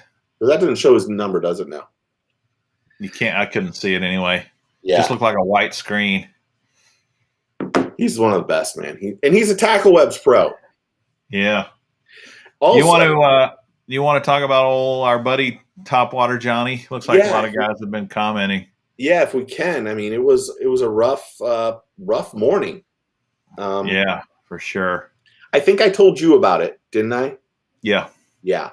So one of the guys on I forgot his name, DM me, Shannon Kirby, DM me and said, "Hey Steve, have you noticed that Johnny hasn't put a video up in a couple weeks?" And I'm like, "Oh, let me, I'm supposed to fish with him on Thursday. We talked about fishing. Let me call him and see what happened. What's going on." So I texted him, and it took like 24 hours to get a response back. And I didn't get a response back from Johnny. I got a response back from his wife, Kimberly. And she said, hey, Johnny got COVID and he's in the hospital. And I said, oh, well, I'll send a lot of prayers. So I talked to Shannon and told him, and I think I told you, but I didn't really tell anybody else. Yeah. Because I felt like it was private.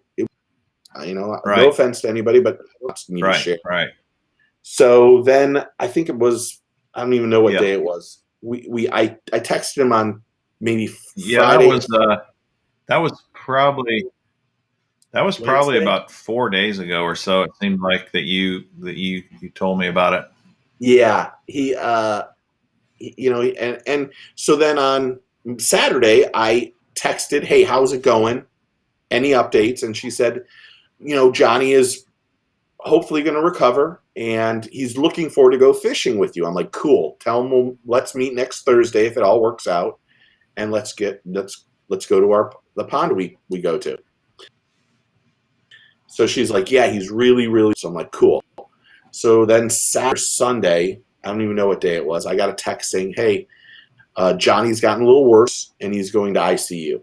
And at that point in time, I'll be honest, I was a little scared. I was really scared. I talked to my wife about it, and she said, look, if he's going in there, they're going to give him a bunch of steroids and a bunch of stuff, and hopefully everything works out. And then I didn't hear anything Monday or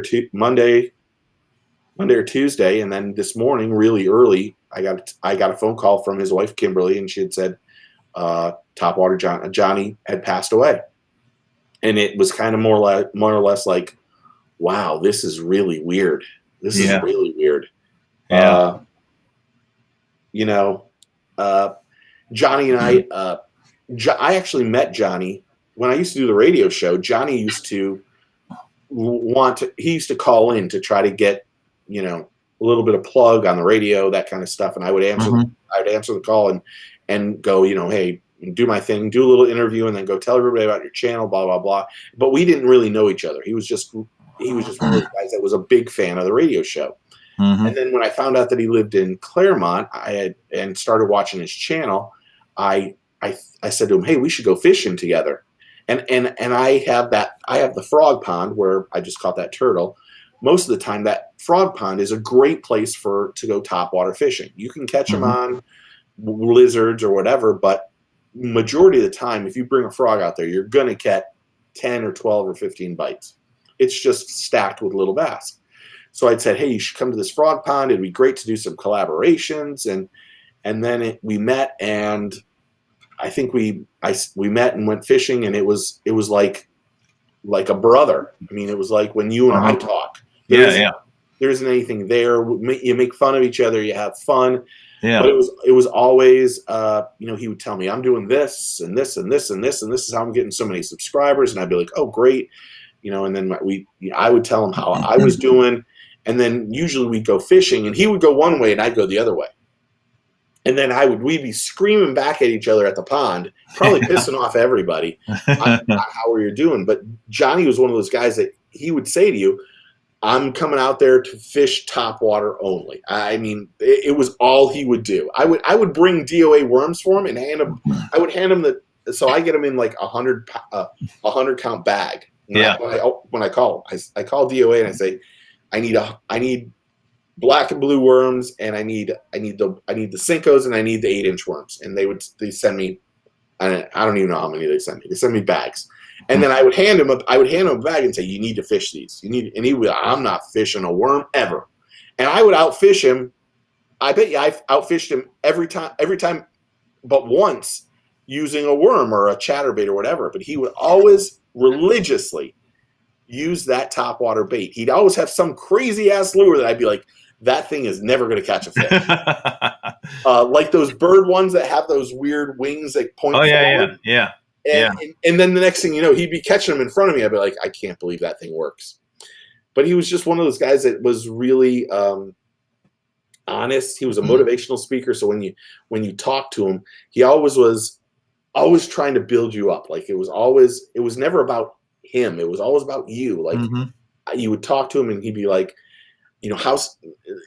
Thomas would be in the car and he'd open the door and start talking to Thomas. Thomas, you need to do this, this, and this when you're swimming. And he was just just one of those guys that just it was all about everybody else but him.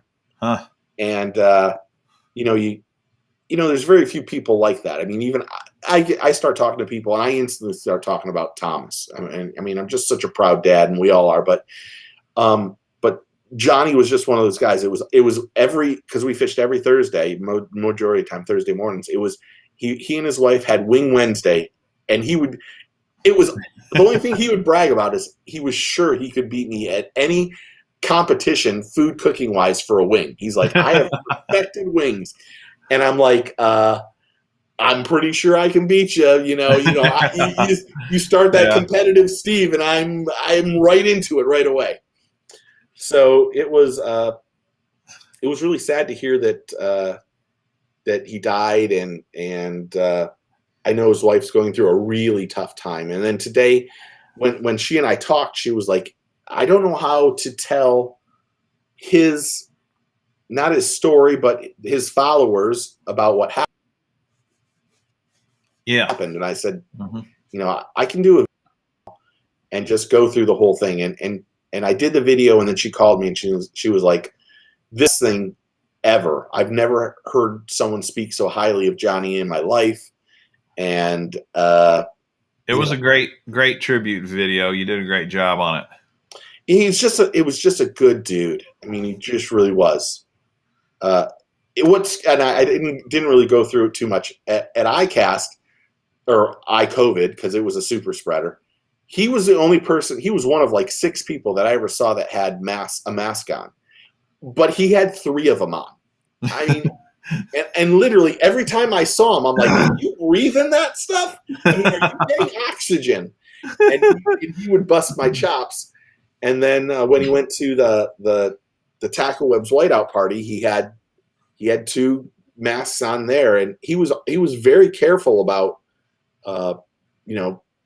making sure he was that he was trying to stay safe. Dang, that's a shame. So it was really crazy to hear that he got it, and that he passed from it. You said he wasn't vaccinated though, right? Yeah, he was. He was just, his wife wasn't really happy that I put that in there, but she was scared that people were gonna like knock him because he wasn't. And I told her anybody that would, I would delete the comment, and nobody has. Everyone's been very respectful, and there's a lot of people that really enjoyed his channel and really enjoyed him and felt like they knew him because of the videos that he's done. So it was actually a hard video to do. I actually, I don't mind admitting it. I did the first one, and I got a little bit emotional, and I thought, I'm not sure I should post this.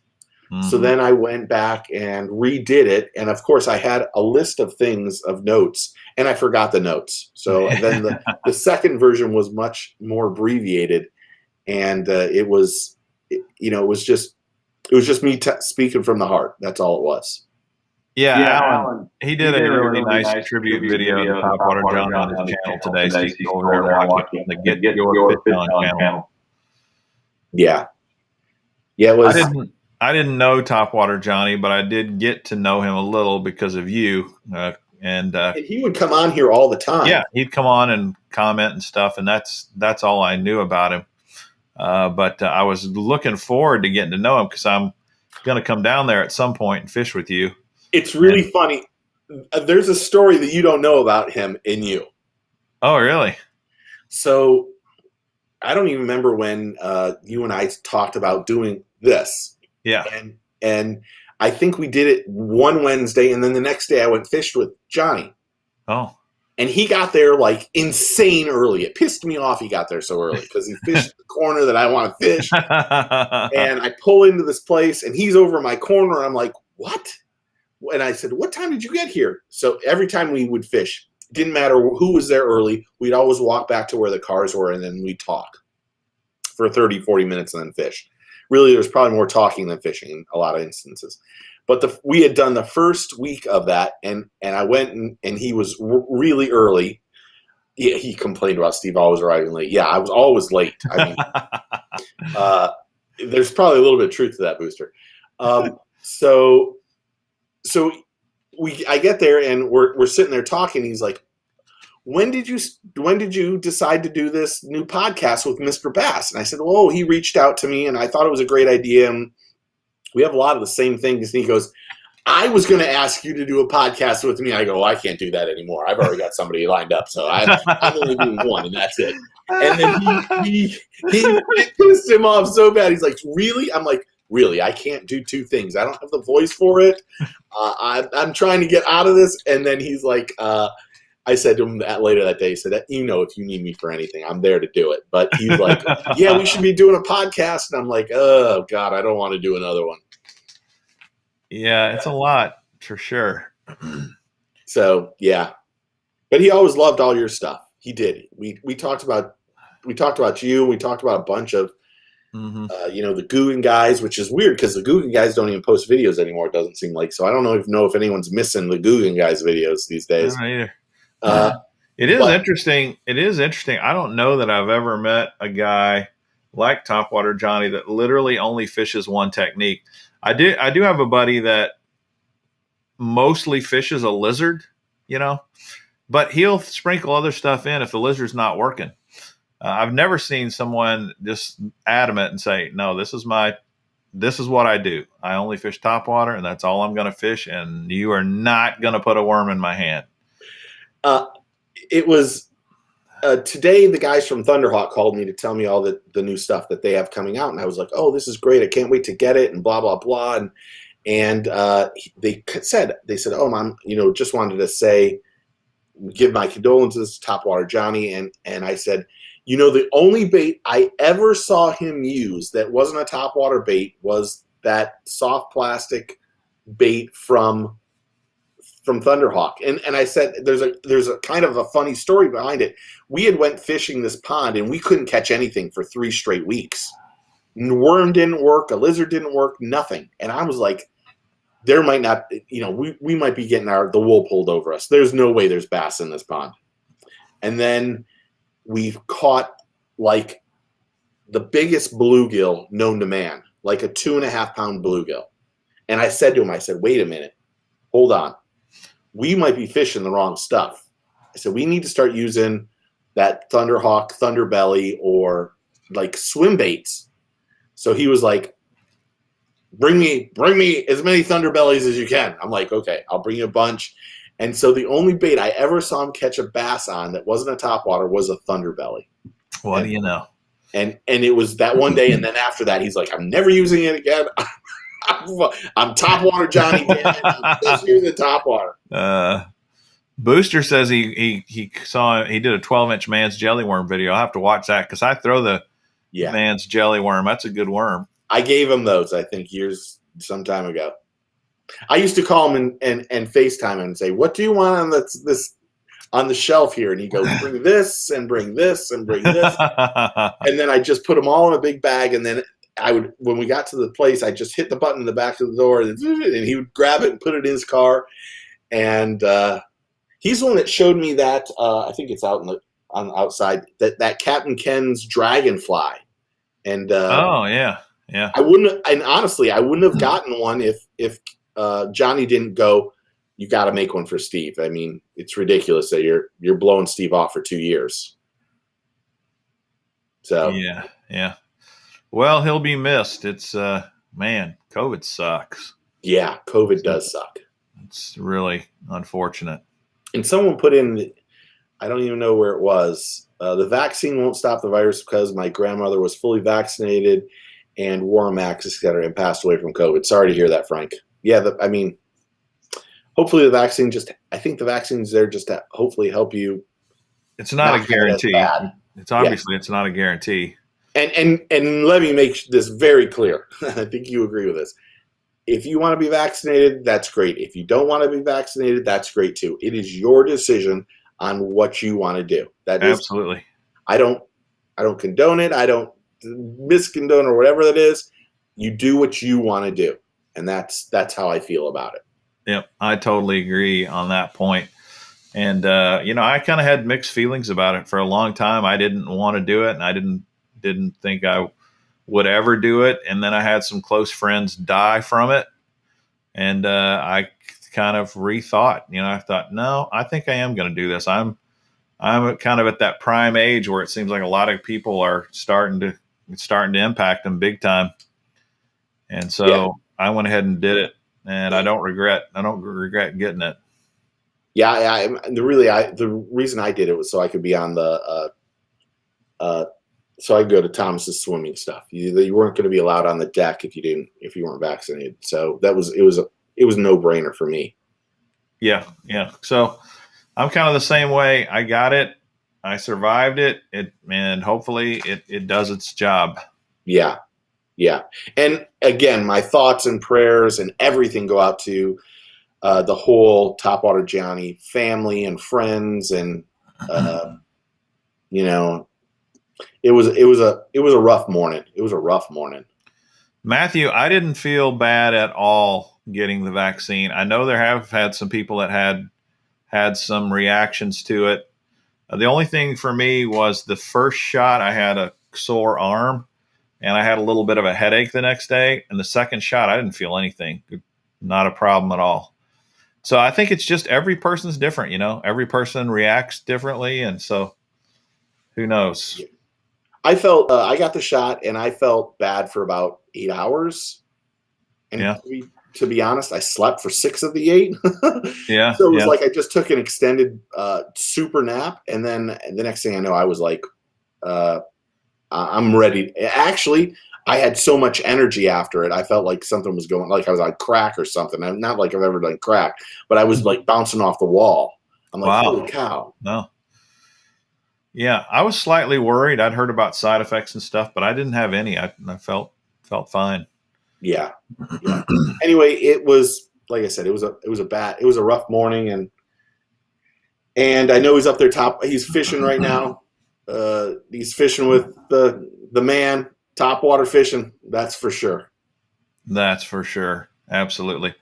Well, our prayers are with his wife and his family, and man, golly, I just hate the thought that she's got to go through that now. Yeah. Just terrible. Yeah. You don't wish it on anybody.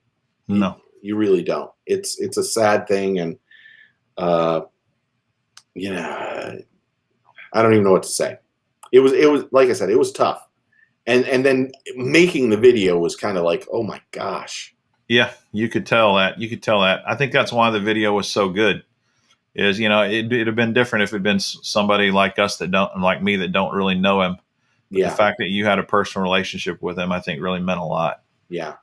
BB Outdoors says hello, Bass Box Outdoors, our boy. Yeah. How's it going, man?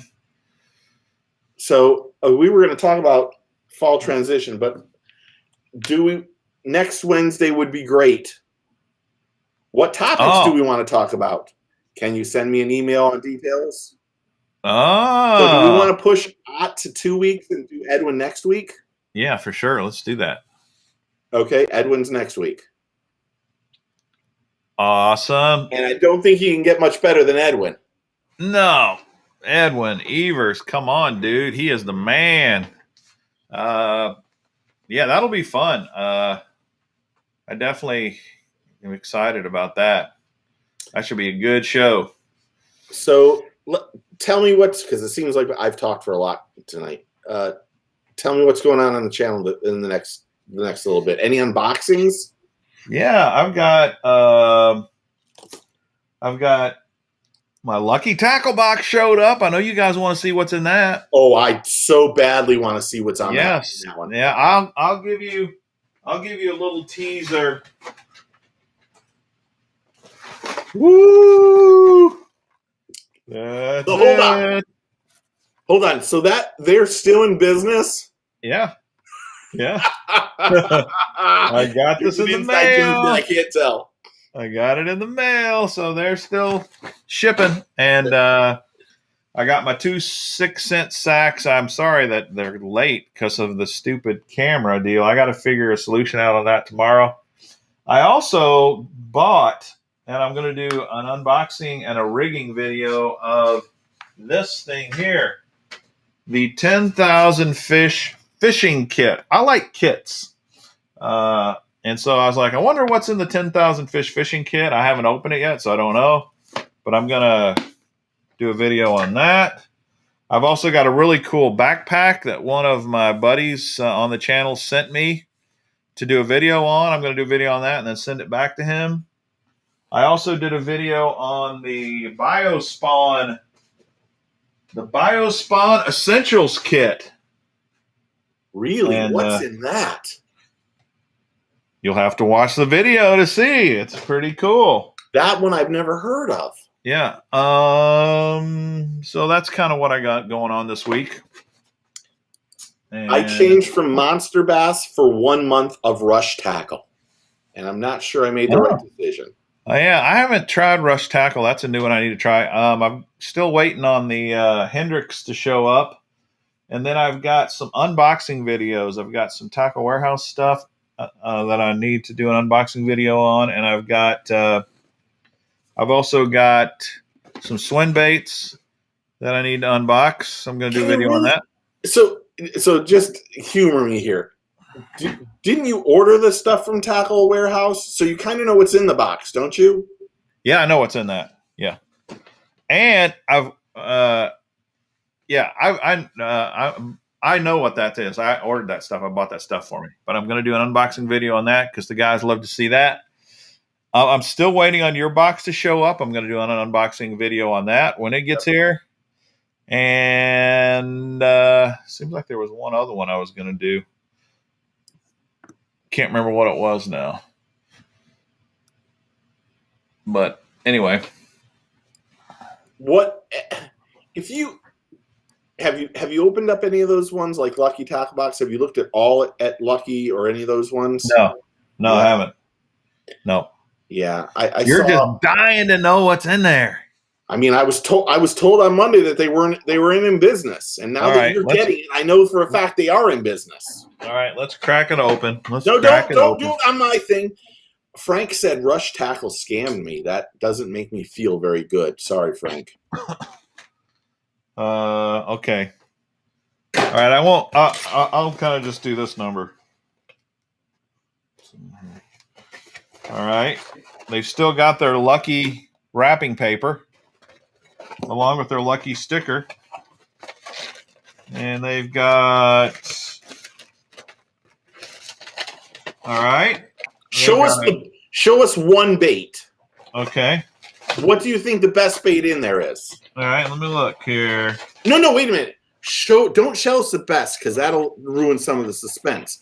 How about showing us the one you think, maybe not the worst, but you're not happy with? Okay. I think because then everything can be pot up from there. Do you know what I mean? All right, here's one I'm definitely not happy with. If it's Lunker Hunt, I agree. No, it's Producto. Oh yeah, they've pulled this crap before, and these things are old. And part of why you know they're old. Look, the packaging's starting to curl up. The print on the label's fading out, and we know about Producto. They're just not what you'd call. It's not it's not best. terrible. It's not terrible, but it's just not. Yeah, it's not a real quality. Smells interesting. It's scented. They used to be made in Sanford, right next to me. Super soft, high floaters. It's not that they're necessarily bad. It's just I know they're old. They're old. These are not. Let's see. So there's two soft plastics in here, and then there's some swim baits. Oh, okay. And then soft swim baits. Then there's two hard baits, and then there's a jig and some net heads. Okay, well, it sounds all right. Almost everything in this, it just looks like. It's like my. Oh, man.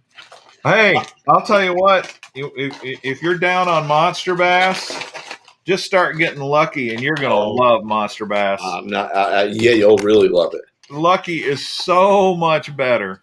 I mean, monster bass is so much better than lucky. It's not even close. Alan asked, "Do they put the best baits in there, Steve?" No. They don't even put. It's like these ones. I got these ones off Amazon.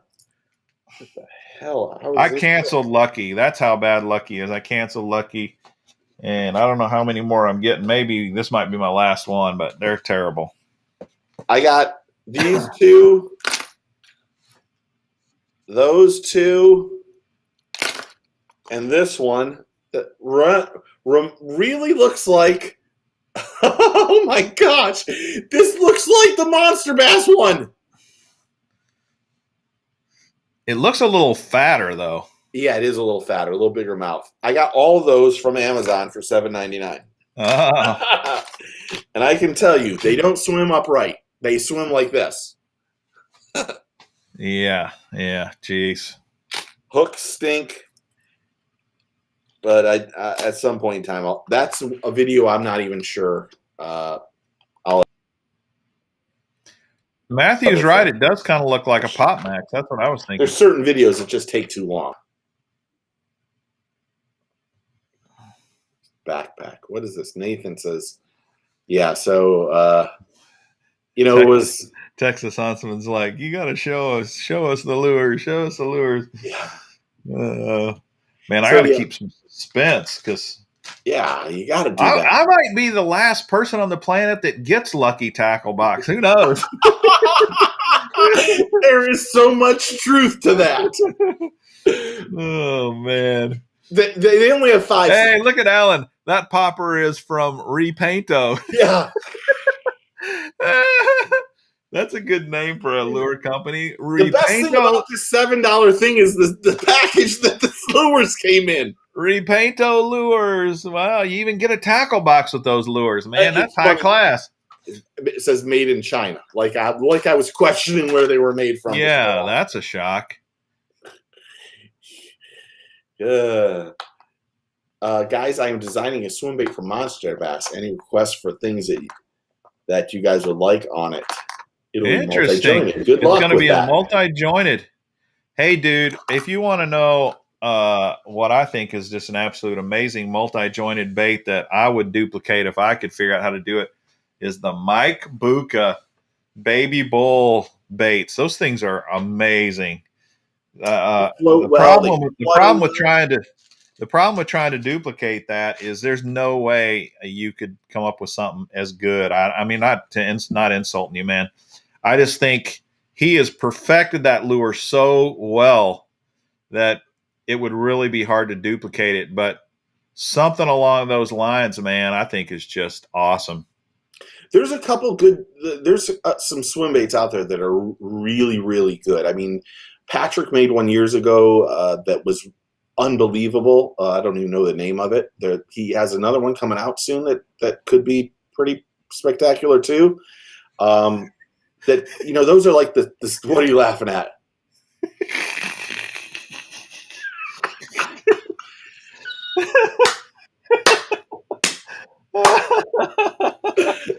Oh, Tex, dude, you are something else, Texas man. Huntsman's on fire tonight. He is on fire. On fire. Oh man! Fish in the Southeast. I hope. I wish you the best luck. Make sure it shimmers as it floats downward. Make sure it has that little bit of a shimmer, and that it doesn't go nose down or tail down. Make sure it floats. Has that right thing. That would be my first thing on them, and make sure it can swim at any speed, because that's unbelievably important.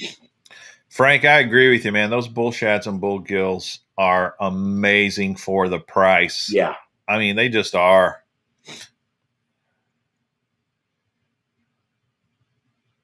Okay. Yeah. H2 I'm not sure what Mark's asking. He wants a hat. A Mr. Bass hat? Yeah, he's a bat guy. I need to get some Mr. Bass hats made. I'm going to do that. Don't tell Rick I asked you guys. I'm going to get in trouble. Yeah, you don't. Well, we spent 45 minutes on the phone the other day, and I think it was, well, I don't know how well, but in my opinion, it wasn't. I was happy to see they made the change on the website, but I just gave him my opinion. Yeah, I mean, I really have no issues with Rick or Monster Bass, either one. I wish him the best. I think he's, like you said, he's a marketing genius, and some of the stuff he does. I honestly believe there is nobody in the subscription business that is better connected to his customers than he is. I mean, he's always online and connecting through social media with his customers in a way that I don't think any other company owner is doing in his segment. There can be a problem with having too much of that, though, because being proud and of the product that you're putting out is wonderful, but sometimes you're so invested in that product that maybe you don't see it. You can't. It's like your child. Your child never does anything wrong. Yeah. But really, your child's smoking crack in the back of the room and buying and up women. So there is sometimes you got to take a step back and go, you want to know, maybe I need to look at what's going on, because truth be told, he caught a lot of grief from my video. He mentioned it to me. He said there were companies that came to him and said, hey, something needs to happen here. I will say, I had 5 companies come to me, and I had 9 of his pro staff direct message me and say, look, this is what's going on. And pretty much I told most of them, I appreciate it, but I don't care. What happens in there has no effect on my opinion of what's in that box. Well, you could be right about that, but I think that the way he's connected to his customer base, that there's got to be more positives than there are negatives. I mean, you're right; it's his baby, and it would be hard to see the negatives. But he's got more access to real customer feedback. That there are so many people he's connected to now. There's a lot of them that love the product and are really going to tell him how much they love it. But there are other people who he's probably getting more real world feedback, good and bad, both, that really in some ways are better than about any market research you could get any other way. But you have to listen to his market research. Yeah, you got to listen to it. He admitted he should have never put another fat bastard in the box. Yet we've seen it 3 times. Well, it still may have helped him, because it's kind of like you and I talk. Who knows how much of that stuff he had in inventory that he's got to go through and get. But maybe we will see that he will make a fat bastard change. Yeah, the fat bastard won't be in the thing. But the whole thing is, don't tell us how great it is, and then go back and say, I took so much grief on this and it isn't a good product, but then tell us that you're putting the best baits in the bag every month. See, there's too many contradictions. Yeah. If the right hand doesn't know what the left hand is doing. And at some point in time, you have to be honest and go, I'm calling this out. I mean, look at what Vic does with FTC. I mean, if you think Rick does a lot, Vic at FTC quadruples what Rick does. Mm-hmm. I mean, you mean quadruples is in what, connecting with the customer? Yeah, because he calls you right off the bat and says, "Look, this is how do you fish?" Right. And I understand you have to make money and stuff like that, but there is a happy medium to this. And like I said, he changed the website. I'm very happy about that. Obviously, I had an influence on it. I had an influence on a bunch of people that canceled, and I didn't mean it to be that way. I was just being honest. And it is what it is. I just like I told him, if Vic sent me a box that was like what I got this month, I would say the same exact thing. And that's the truth. So, yeah. It is what it is. Yeah. Yep. Well, obviously, there's a lot of good things about monster bass, and we hope they just get better and better. I hope so. I really do hope so. I think he has the foundation to be one of the best. Be one of the best. Absolutely. And I think that he has the love for his product that will continue to drive him to be more and more successful. And that you can't say that about Lucky Tackle Box or there's a lot of them that you can't say that about. That's for sure. Yeah. So that's the key to it. And I wish him all the best. And really, it's nice to hear that he wanted to talk Sunday and it just wasn't working.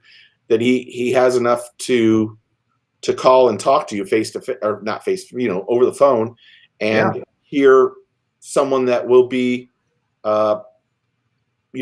that's very hard on what they do. And really him changing the website makes me think, they're obviously making some changes right off the bat. So that's good stuff. So Fish in the Southeast is saying it's going to be some balsa. That'll be cool. That'll be awesome. Yeah.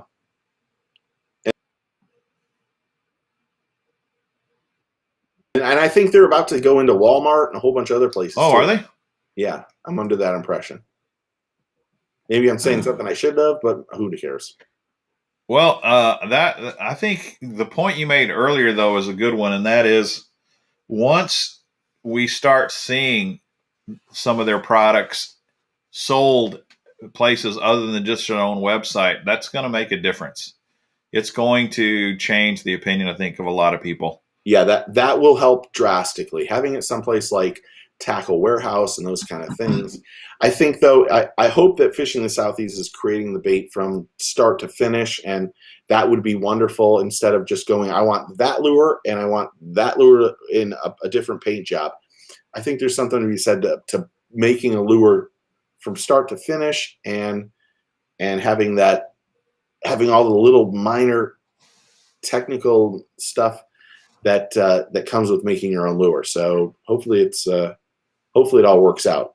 That is awesome. If monster bass baits are going to be in Walmart, that's going to be great for the product, great for the company. Tackle Warehouse, Tackle Webs is going to be in Walmart soon. Sweet. All right. Well, dude, we're out of time. 2 hours come and gone. Yep. We'll never get them back. Yeah. Well, we just wasted 2 hours of y'all's time. Thanks for hopping on, guys, and chatting with us. Hit that like button if you would. Share the videos. It'd be even better. And comment. We appreciate all your support. It means a lot to us. We really thank you a ton. And next week, Edwin Evers. Spread the word, Edwin Evers, and we'll our graphics master, Steve, will get us some stuff we can put on social media and remind you guys. Yes. Hopefully have E squared out.